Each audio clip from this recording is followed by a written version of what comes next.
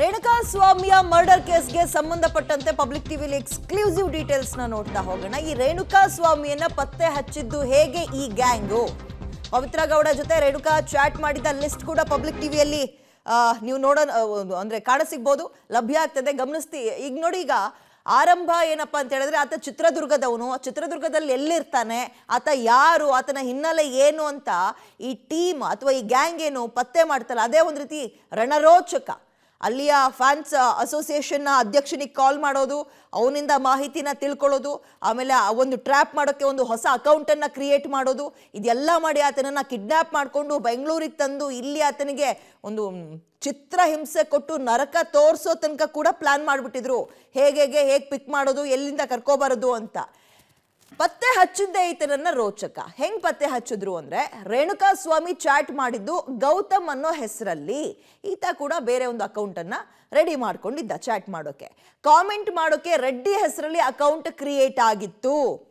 ಈತನನ್ನ trap ಮಾಡೋಕೆ ಬೇರೊಂದು account ready ಆಗಿತ್ತು. ಆದ್ರೆ ಮೆಸೇಜ್ ಮಾಡುವಾಗ ಗೌತಮ್ ಅಕೌಂಟ್ನಲ್ಲಿ ಮೆಸೇಜ್ ಮಾಡೋದು ಗೌತಮ್ ಅನ್ನೋ ಹೆಸರಲ್ಲಿ. ಯಾರು? ಈ ರೇಣುಕಾ ಸ್ವಾಮಿ. ಹೀಗೆ ಮೆಸೇಜ್ ಮಾಡುವಾಗ ತನ್ನ ಫೋನ್ ನಂಬರನ್ನು ಕೊಟ್ಟಿದ್ದಾರೆ ಸ್ವಾಮಿ.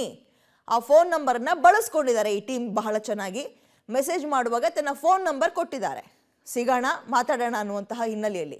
ತನ್ನ ಫೋಟೋವನ್ನು ಕೂಡ ಸೆಂಡ್ ಮಾಡಿದ್ದ ರೇಣುಕಾ ಸ್ವಾಮಿ. ಇದನ್ನೇ ಇಟ್ಕೊಂಡು ನಕಲಿ ಐಡಿಯನ್ನು ಕ್ರಿಯೇಟ್ ಮಾಡಿ ಈ ಗ್ಯಾಂಗ್ ಆತನನ್ನು ಟ್ರ್ಯಾಪ್ ಮಾಡ್ತಾರೆ. ಸ್ವಾಮಿ ಚಿತ್ರದುರ್ಗದವನು ಅಂತ ಗೊತ್ತಾದ ಮೇಲೆ ಅಲ್ಲಿಯ ದರ್ಶನ್ ಫ್ಯಾನ್ ಅಸೋಸಿಯೇಷನ್ ಅಧ್ಯಕ್ಷ ಏನಿದ್ದ ಆತನಿಗೆ ಡೀಲ್ ಕೊಡ್ತಾರೆ.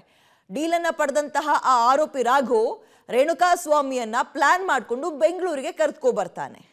ಕಿಡ್ನ್ಯಾಪ್ ಮಾಡ್ಕೊಂಡು ಬರ್ತಾರೆ ಬೆಂಗಳೂರಿಗೆ. ಸೊ ಇದಿಷ್ಟು ಬೆಂಗಳೂರಿಗೆ ತನಕ ಆತನನ್ನ ಕರೆದುಕೊ ಬಂದಂತಹ ಇಂಟ್ರೆಸ್ಟಿಂಗ್ ಸುದ್ದಿ. ಹೆಚ್ಚಿನ ಡೀಟೇಲ್ಸ್ ನಮ್ಮ ಪ್ರತಿನಿಧಿ ನರಸಿಂಹಮೂರ್ತಿ ನೀಡ್ತಾರೆ. ನರಸಿಂಹಮೂರ್ತಿ, ಈಗ ಆಲ್ರೆಡಿ ಇದರ ಹಿನ್ನೆಲೆಯಲ್ಲೂ ಕೂಡ ತನಿಖೆ ಆರಂಭ ಆಗಿದೆ, ಮುಗಿಸೋ ಹಂತಕ್ಕೆ ಬಂದಿದ್ದಾರೆ. ರೇಣುಕಾ ಸ್ವಾಮಿಯನ್ನ ಹುಡುಕಿದ್ ಹೇಗೆ, ಆತ ಯಾರು, ಆತನ ಹಿನ್ನೆಲೆ, ಆತನನ್ನ ಬೆಂಗಳೂರು ತನಕ ಕರ್ಕೊಬಂದಿದ್ ಹೇಗೆ ಅಂತ ಇದಕ್ಕೆ ಸಂಬಂಧಪಟ್ಟಂತೆ ಲೇಟೆಸ್ಟ್ ಅಪ್ಡೇಟ್ ಕೊಡೋದಾದ್ರೆ. ವಿದ್ಯಾ, ಈ ಹಿಂದೆಯೇ ನಾವು ಹೇಳ್ದಂತೆ ಈತ ಅಸಲಿ ವಿಡಿಯೋ ಏನೊಂದು ತನ್ನ ಫೇಸ್ಬುಕ್ ಇರ್ಬೋದು ಅಥವಾ ಸೋಷಿಯಲ್ ಮೀಡಿಯಾದಲ್ಲಿ ಒಂದಷ್ಟು ಈ ಅಶ್ಲೀಲವಾಗಿ ಮೆಸೇಜನ್ನು ಪವಿತ್ರ ಗೌಡಕ್ಕೆ ಮಾಡೋದಕ್ಕೆ ಹಿಡಿದಂತಹ ಸಂದರ್ಭದಲ್ಲಿ ಪವಿತ್ರ ಗೌಡ ಮೊದಲಿಗೆ ಆ ಅಕೌಂಟ್ಗಳನ್ನೆಲ್ಲ ಬ್ಲಾಕ್ ಮಾಡ್ತಾ ಹೋಗಿದ್ರು ಕೂಡ ಈತ ಹೊಸ ಅಕೌಂಟ್ಗಳನ್ನು ಕ್ರಿಯೇಟ್ ಮಾಡಿ ಹಿಂಸೆಯನ್ನು ಕೊಡ್ತಿದ್ದ, ಅಶ್ಲೀಲ ಮೆಸೇಜ್ಗಳನ್ನು ಕಳಿಸ್ತಿದ್ದ. ಆ ಬಳಿಕ ಈಕೆ ಪವಿತ್ರ ಗೌಡ ಪವನ್ ಎಂಬಾತನಿಗೆ ಈ ವಿಚಾರವನ್ನು ಹೇಳ್ತಾಳೆ. ಪವನ್ ಪವಿತ್ರ ಗೌಡ ಹೆಸರಲ್ಲಿ ಚಾಟನ್ನು ಮಾಡೋದಕ್ಕೆ ಹಿಡಿತಾನೆ. ಆಗ ಈತ ಬಳಸ್ಕೊಂಡಂತಹ ಐಡಿಯಾ ಏನಿತ್ತು, ಹೊಸದಾಗಿ ಒಂದು ಅಕೌಂಟನ್ನು ತೆರೆದಿದ್ದ, ಗೌತಮನ ಹೆಸರಲ್ಲಿ ಚಾಟನ್ನು ಮಾಡೋಕೆ ಹಿಡಿದಿದ್ದ. ಅದಾದ ಬಳಿಕ ಪವಿತ್ರ ಗೌಡ ಅನ್ನೋ ನಿಟ್ಟಿನಲ್ಲಿ ಮಾತನಾಡ್ತಾ ಈತನ ಮೊಬೈಲ್ ನಂಬರನ್ನು ಪಡೆದುಕೊಳ್ಳೋ ಕೆಲಸವನ್ನು ಕೂಡ ಮಾಡಿದ್ದ. ಯಾವಾಗ ಈತನ ಮೊಬೈಲ್ ನಂಬರ್ ಸಿಕ್ತು ಆಗ ಈತ ಚಿತ್ರದುರ್ಗದವನು ಅನ್ನೋ ನಿಟ್ಟಿನಲ್ಲಿ ಐಡಿಯಾ ಬರುತ್ತೆ. ಆ ಬಳಿಕ ಯಾರೋ ಗೊತ್ತಿರೋರಿಂದ ಈತನ ಆ ಒಂದು ಲೊಕೇಶನನ್ನು, ಈತ ಎಲ್ಲಿ ವಾಸವಾಗಿದ್ದಾನೆ ಅನ್ನೋ ಲೊಕೇಶನನ್ನು ತಗ್ಗಿಸುವ ಕೆಲಸವನ್ನು ಕೂಡ ಮಾಡಿದ್ದಾರೆ. ಹೀಗೆ ಯಾರು ಪವಿತ್ರ ಗೌಡಗೆ ಮೆಸೇಜನ್ನು ಮಾಡ್ತಿದ್ದ ಆತನನ್ನು ಪತ್ತೆ ಮಾಡೋದಕ್ಕೆ, ಆತನ ನಂಬರ್ ಪಡೆದುಕೊಳ್ಳೋದಕ್ಕೆ ಇವರು ನಕಲಿ ಅಕೌಂಟ್ಗಳನ್ನು ಸಹ ಕ್ರಿಯೇಟ್ ಮಾಡ್ಕೊಂಡಿದ್ದಾರೆ. ಅದ್ರ ಜೊತೆಗೆ ಪವಿತ್ರ ಗೌಡಳ ಹೆಸರಲ್ಲೂ ಕೂಡ ಒಂದಷ್ಟು ಚಾಟನ್ನು ಮಾಡ್ತಾ ಆತನ ಹಿನ್ನೆಲೆ, ಆತನ ಹೆಸರು, ಆತ ವಿಳಾಸ ಎಲ್ಲವನ್ನ ಕೂಡ ಪತ್ತೆ ಮಾಡುವ ಕೆಲಸವನ್ನು ಮಾಡಿದ್ದಾರೆ.